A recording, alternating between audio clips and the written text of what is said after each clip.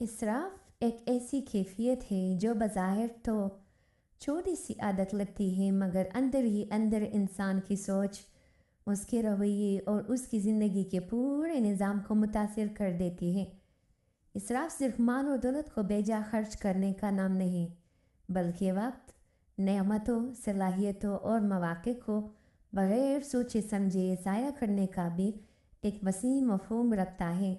جب انسان اپنی ضرورت سے زیادہ کھانے پینے، پہننے یا دکھاوے کی زندگی میں لگ جاتا ہے تو وہ آہستہ آہستہ اعتدال کی راہ میں ہٹنے لگتا ہے۔ یہ وہ راستہ ہے جہاں سے شروع ہونے والی چھوٹی سی لاپرواہی انسان کو شکر گزاری سے دور اور ناشکری کی طرف لے جاتی ہے۔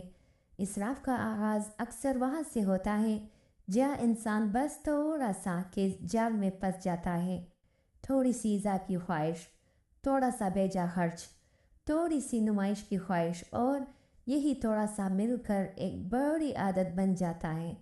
پھر انسان کو احساس بھی نہیں رہتا کہ وہ ضرورت اور خواہش کے درمیان فرق کھو چکا ہے۔ جو چیز اس کے لیے سہولت تھی وہی آہستہ آہستہ بوجھ بننے لگتی ہے۔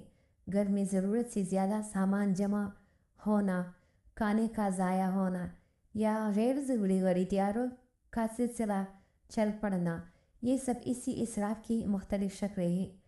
اسراف صرف فرد کی زندگی تک محدود نہیں رہتا بلکہ پورے معاشرے پر اثر ڈالتا ہے۔ جب ایک طرف لوگ ضرورت سے زیادہ خرچ کر رہے ہو اور دوسری طرف کئی لوگ بنیادی ضروریات کے لیے ترس رہے ہو تو معاشرتی توازن بگڑ جاتا ہے۔ یہ عدم توازن حسد، محرومی اور بے چینی کو جنم دیتا ہے۔ اس طرح اسراف صرف ذاتی عادت نہیں رہتا بلکہ ایک اجتماعی مسئلہ بن جاتا ہے۔ دلچسپ بات یہ ہے کہ اسراف ہمیشہ مال سے نہیں جڑا ہوتا۔ بعض اوقات انسان اپنے وقت کا بھی اسراف کرتا ہے، گھنٹوں غیر ضروری کاموں میں لگا رہتا ہے یا اپنی صلاحیتوں کو ضائع کر دیتا ہے۔ کچھ لوگ اپنی باتوں میں اسراف کرتے ہیں، بے مقصد گفتگو، فضول بحثیں اور وقت کا ضیاع ان کی عادت بن جاتا ہے۔